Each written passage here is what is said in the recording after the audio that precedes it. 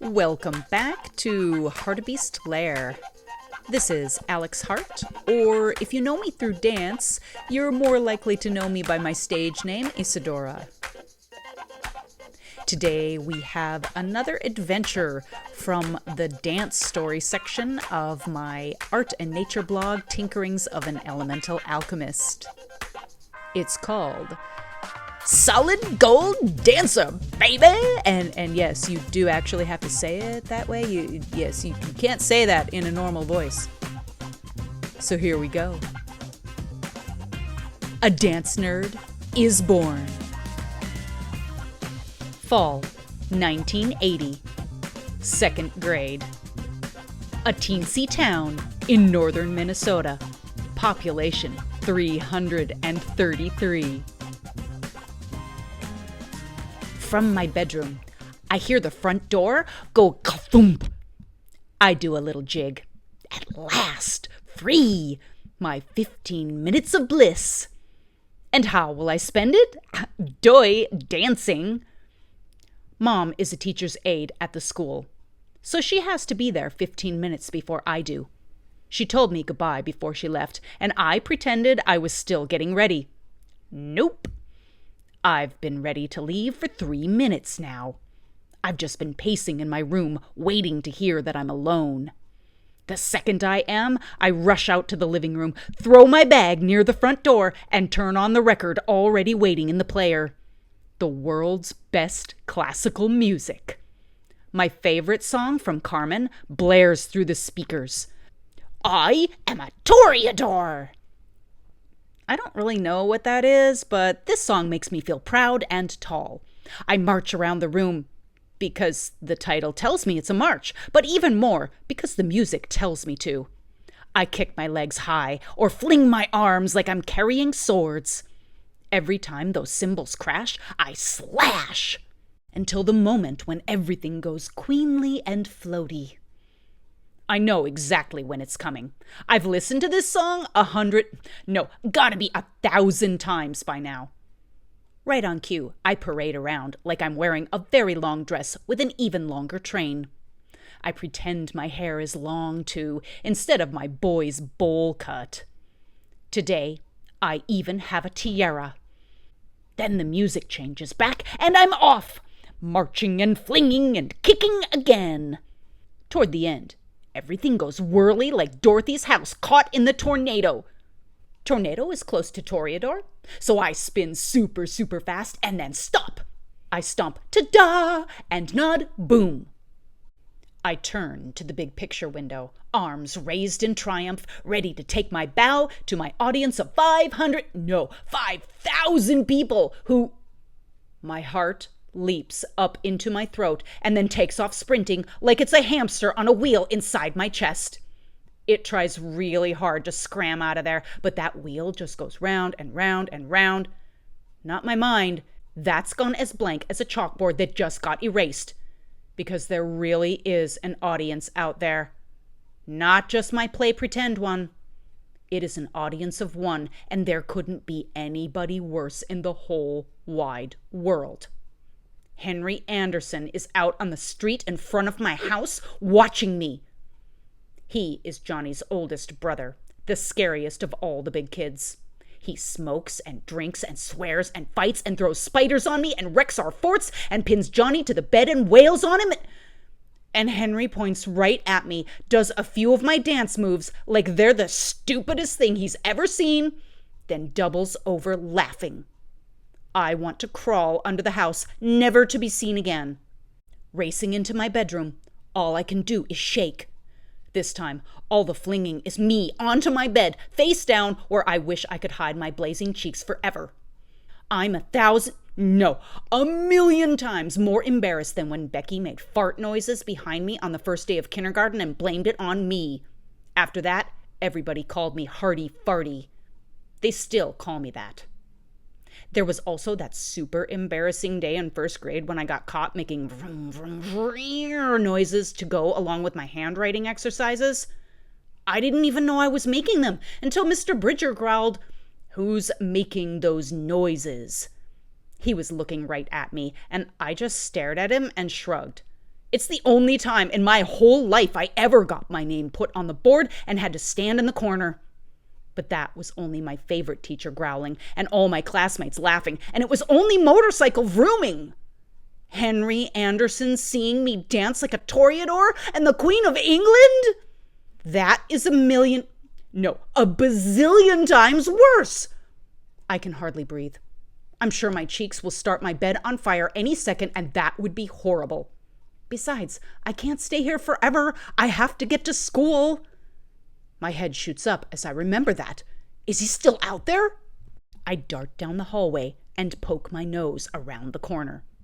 Henry hasn't come up to stare into the window, so very slowly, very carefully, I slink crawl my best kitty prowl under the piano bench behind the railing and over to the front door. I peek out from behind the curtains. No Henry. Phew. That doesn't mean he's not hiding behind somebody's house or that he won't lie in wait on the next block. I hope Gilbert hasn't told him that I sneak to and from the school through the woods to avoid being shark-circled by my classmates. Well, at least I'm safe for a minute. I grab my bag, knowing I'm going to have to run in order to make it in time for the bell. Tomorrow and forever after that, I will close the curtains whenever I dance, because I can never take the chance that any of the laughing, pointing neighborhood kids will catch me at it again. Not even big, scary Henry Anderson will ever stop me doing what I love most in the world.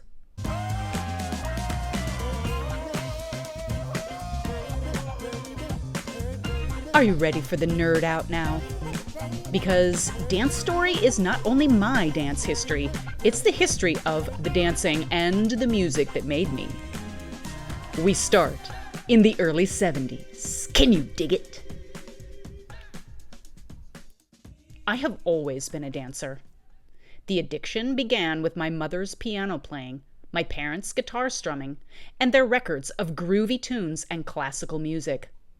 Besides March of the Toreadors, I had my special list of dancey songs. Whenever they came on, I could not sit still.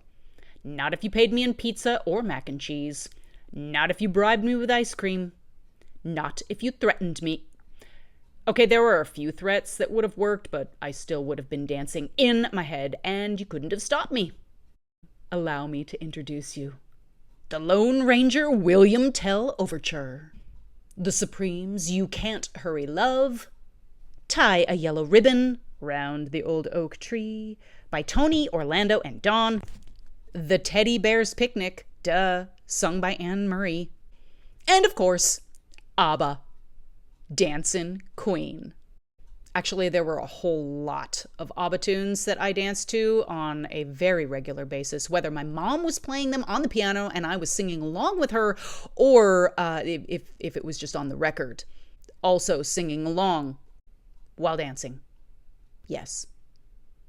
Then, dude, the 80s hit.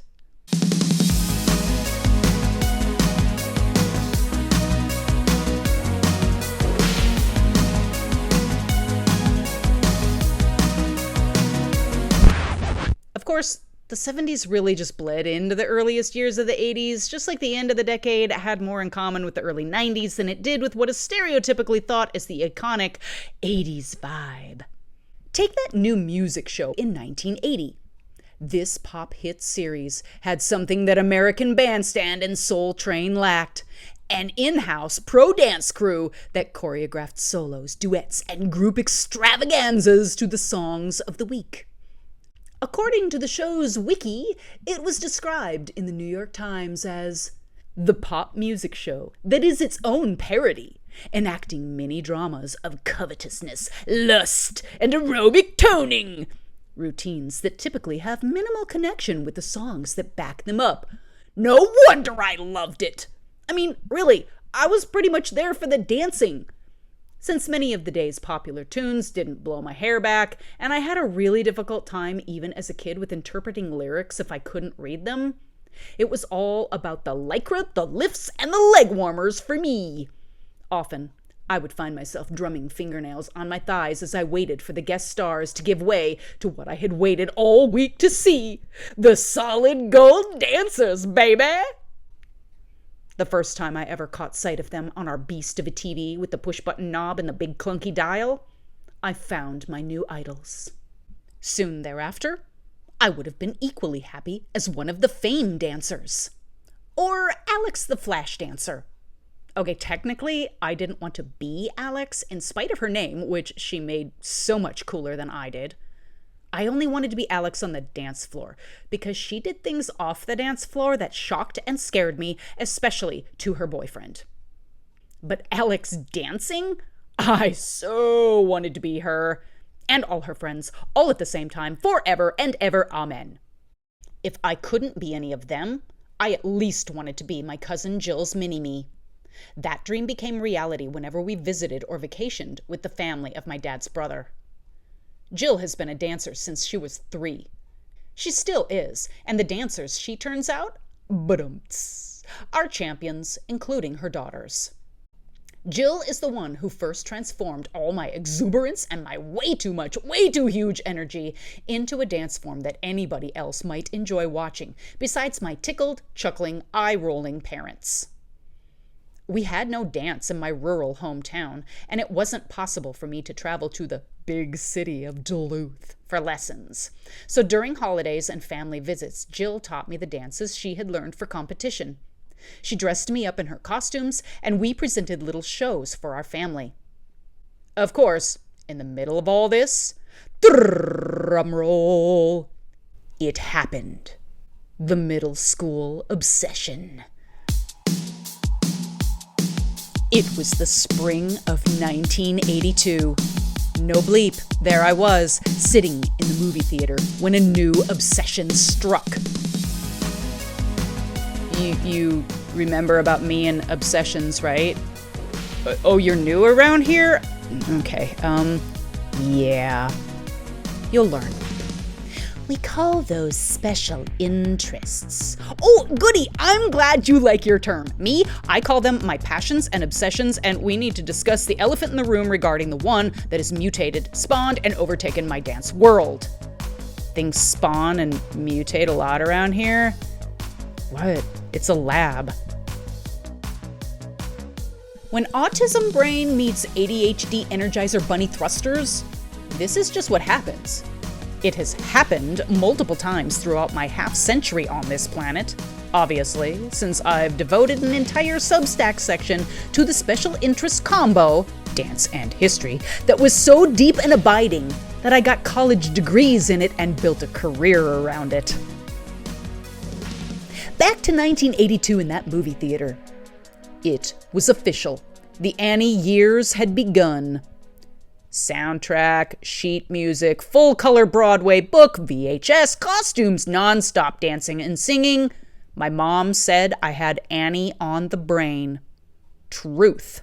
And if it was on my brain, it needed to be on the brains of everybody around me because, well, why wouldn't it need to be? We did not remotely understand this phenomenon at that time. So there were many individuals who, rightfully, felt the need to throw the towel in because, yes, it is often easier than putting up a fight against hyperfixation mode. Others wanted to jab me with a safety pin, put up fisticuffs on my chin, or get a moment's peace by powering down Hyper Bunny with a Mickey fin. Nobody ever did, though. Come on, I was 10. Before we knew it, I was 11, and I had acquired a group of enthusiastic performers who let me drag them down my Energizer Bunny hole and serve them my Mad Hatter tea. For several months, I taught them a lip-synced dance to my new favoritist of all favorite songs for a school talent show. This song was Brrrr. It's the hard knock life for us. It's the hard knock life for us. Oh, hey, check it. I can get my squeaky chair going in time with my obnoxious singing. I know, you probably need to turn the volume down on me. It's really, seriously, turn the volume down on me. Oh my God. Where were we? Yes. The Annie years. In order to make costumes, We rifled through my dad's ripped, paint-stained work clothes, and we scrubbed our knuckles raw on the basement floor. Literally. I played that soundtrack so obsessively that my mom finally had to hide the vinyl. But I would not be thwarted. I could sing those songs in my sleep, and I did!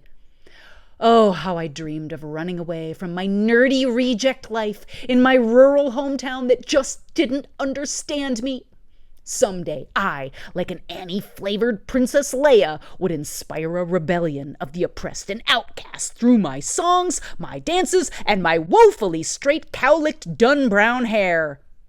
And my big 80s glasses. And yes, especially my braces and headgear, which I had to wear all night and even all darn day. On to the dance rebellion, because I am an INFP, except on the occasions when I'm an ENFP, and my hair has been hot pink more than once. Rawr! As such, I feel a little called out by a certain cartoon that, alas, I have no idea who did it because somebody put it up on Reddit and they did not credit the artist, but it sums me up so perfectly. We see 3 figures on the left. 2 of them are wearing black ties. The third is wearing a hot pink tie, and she has a bright, obnoxious, hot pink ponytail. She is labeled as the INFP. One of the black tie-clad wearing men says, "We replaced all the employees with robot slaves. You're their new overseer." Over on the right, a herd of robots awaits her instruction. In the next frame, she is alone with the robots. "Hi," she says. 1 year later! Through a burning cityscape, an army of robots now charges. They all have machine guns, and they are led by Ms. Pinkhair, waving a blood-red banner. "Freedom!" she yells. In the final frame, our 2 dudes with the black ties are back in the office talking to one another. "Let's hire an INFP, you said. They're scared to ask for raises, you said." Brilliant. The last remaining robot walks by. "Get your own coffee." Yeah, seriously, how can you not credit that cartoon? I have looked for it forever, and if anybody knows who did that brilliant cartoon, please let me know in the comments. I would love to credit it everywhere. Yeah, because these kinds of things happen with me around. Okay, fine. These kinds of things started happening once I got contacts, confidence, better hair, no braces, and a clue. Okay, fine. Sort of a clue. Remember the dancer mutiny I led during Temptation of Belly Dance? I also built a whole career around telling other black sheep dancers, "Yes, you can! Don't ever let them tell you that you have to do it their way! Rawr!" But as a kid, even though I truly had been born to twinkle my toes, and even though I was a natural performer, an instinctual director and teacher, and an eternal ham, when it came to dealing with people off stage, I was a social catastrophe. Come to think of it, I probably would have done much better with a squadron of robots.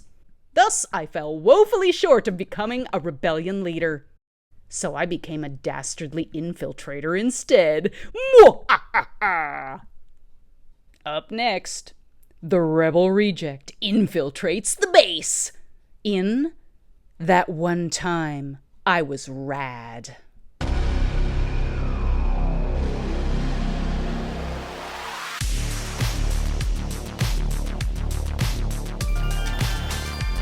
I hope y'all didn't blow out your speakers with all the me. And yes, there's just a little too much of me for this tiny little body, and now I'm trying to squeeze myself into a microphone and some cords. Okay, I make myself tired. Hopefully you're not too tired. So thank you so much for being here with me, and I look forward to sharing more adventures with you in the future. If you'd like to follow along or read these adventures, I'll leave the link in the blog. It's blog in the link. I'll leave the...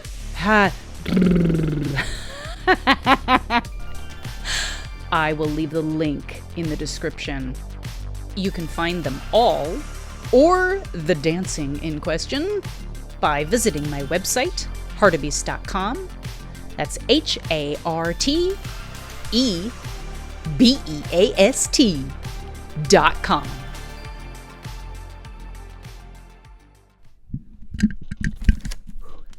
Yeah, I really freaking need to get myself a mic stand. Oh my god, my hand is numb. Okay.